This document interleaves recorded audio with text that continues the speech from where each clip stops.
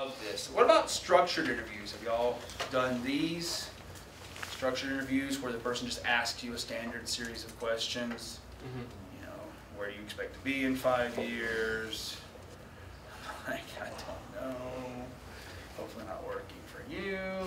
You know, I don't really know how this works. I remember I applied for one job and they sent me to an assessment. You want to talk about depressing? I had just graduated college and I needed a job for like 3 months, and I went to a temp agency, and they didn't care that I went to college or anything. They were like, "Can you type?" And that was it. "Can you file?" I'm like, "Yeah." I don't want to, but I didn't. Have y'all been to these assessment centers? Yes. Where they just send you in? It's more of a trade thing. Yeah. A lot of questions I found that I was like, who's going to fail this test? Like, you have 6 pennies and someone gives you 4. You know, I'm like. And then I start wondering who's failing this test, and I get really distracted. No, I do. And then I fail the test because I'm like, who would fail this test? Oh, me, I would fail this test. There's lots of different ways that people are trying to get around some of these problems, but I just want to give you some of these. There's a slide. There's one final issue that we're going to discuss in the third of this course. We're going to deal with racism to some extent. But one of the questions is whether or not affirmative action is solving some of these problems with minority groups. So the question here is, what are the pros and cons of affirmative action? Everything has pros and cons. Well, the good side is that like you're not like overlooking applicants just because of their background, their culture, or something like that. But the cons would that be you could give someone that's underqualified for a job just to meet, just to meet a quota. All right, that pretty much summarizes, in a condensed, that is really sort of in a nutshell the 2 main issues here. You may get greater diversity, but we may hire someone underqualified because we're trying to get diversity. Is there any? So, the question here becomes, we're going to look at this in the third of this course. How do we get around this dilemma here? How do we overcome? So let's say that what I'm going to decide to do, let's test y'all. Here's what I'm going to do. I'm not going to ask any questions about race on my application. I'm solely going to ask about GPA. What do you have a problem with that? I just have a problem personally with it. With GPA? Because I switched my major. And Okay. So. All right, so that's obviously going to have an issue for you, but is it going to be race neutral? No. What if I asked about where you went to high school? And so it's not going to be race neutral. What's going to be gender neutral? No. Don't males typically better grades? Males are losing ground. Women are jumping ahead, leaps and bounds. Keep going. No, so that's all. I mean, I could be happier. More intelligent women in the world. What's there not to like? Just don't take my job. But let's say we're just asked a question about work history. Is that going to be a gender neutral question? No. Yeah. Or gaps in work history, because maybe we still take off. For child rearing. So we're going to have pros and cons. We're going to look at this in the third of this course. So you hit around the nail the 2 big problems here in some of these issues. And that's going to lead us into the third of this course. What I want to do in the last 5 minutes is tell you about the test on Wednesday. Sweet. Obviously, only 50 questions. So I just want to give you a quick review of some of the things that are going to be on this. We started with, so I can,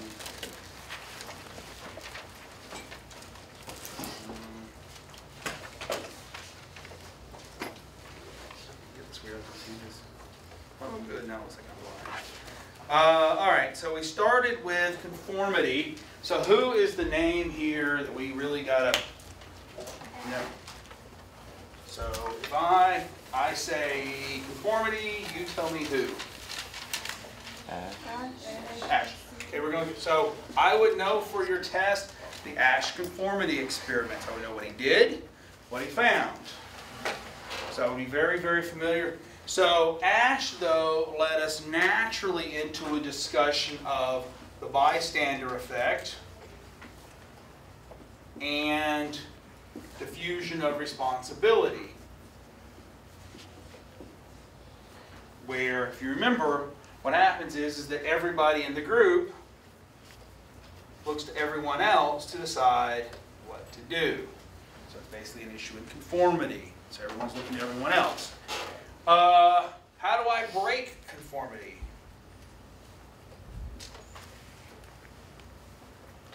If you have someone who disagrees. Disagree. So we want someone to disagree from the majority, and that's how we're going to break conformity.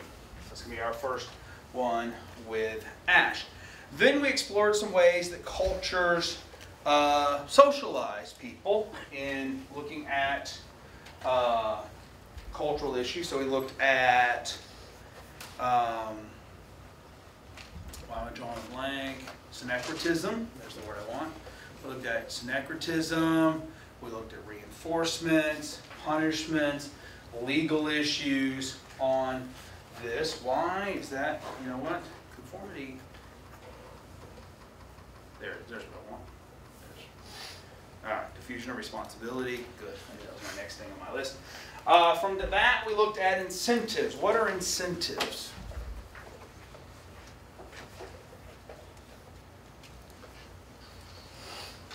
Things that will either make you do something or not make you not do something. Yes. So think of incentive as the aggregate rewards and punishments.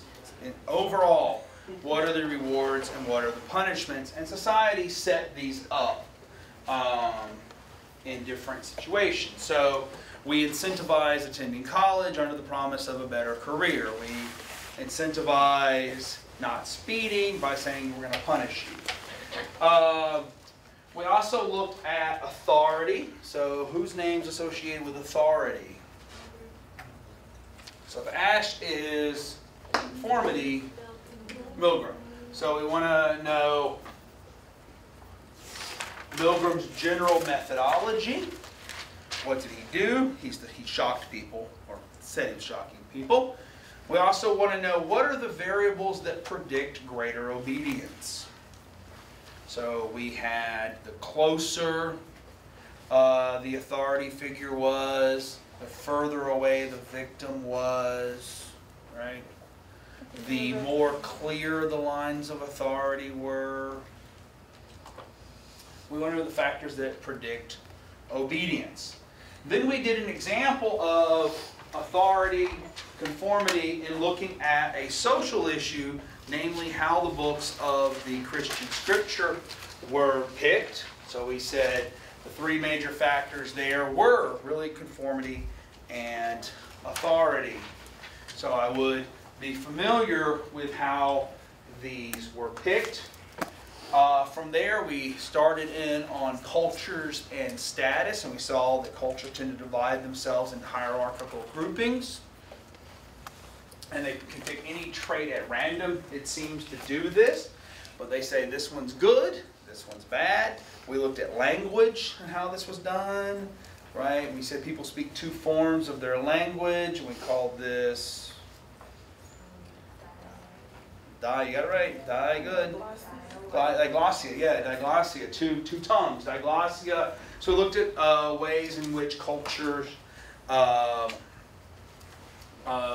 pick people of different statuses, or develop different statuses. Then we turned our attention to this question of how well am I doing? And the big point of the how well am I doing lectures was I have, you have, we all have 1,000 means to make ourselves look good. right? So if I go, so let's see, it was spring break last week. I went on spring break, and let's just say I passed out on the beach after having, 3 Bartles and James, or Zimas, or Smirnoffs, or whatever your cheese. Zima, yeah, I'm bringing Zima back. Knives in your stomach. I would rather have had them. Right? All right, so I'm kind of embarrassed about doing that. I'm kind of embarrassed. I shouldn't have told you that I passed out after 3 Zimas, or whatever. But how can I make myself feel better? Compare yourself with someone who's going to do worse. So I can do a downward comparison. Right? What else can I do? So I'm doing my downward comparison. I also, well, doesn't everyone do that? Right? What's that called? What's that? Doesn't everyone drink too much and pass out on beaches on spring break? Generalized treatment.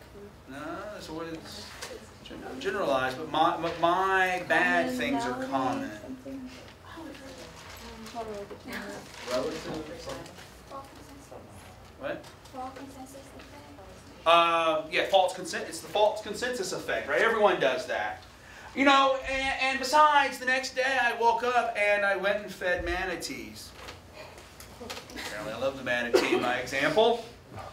That's the false uniqueness effect. So what you want to get here, and I'm trying to get y'all out, is you want to look at ways in which you can make yourself look better. Then we looked at this phenomenon of faceism. I'll be brief. Faceism was just basically how much of your face is present in pictures. And we find that males tend to have higher faceism, and faceism is related to perceived competence. And then we wrapped up with some issues in how society promotes and continues economic inequality.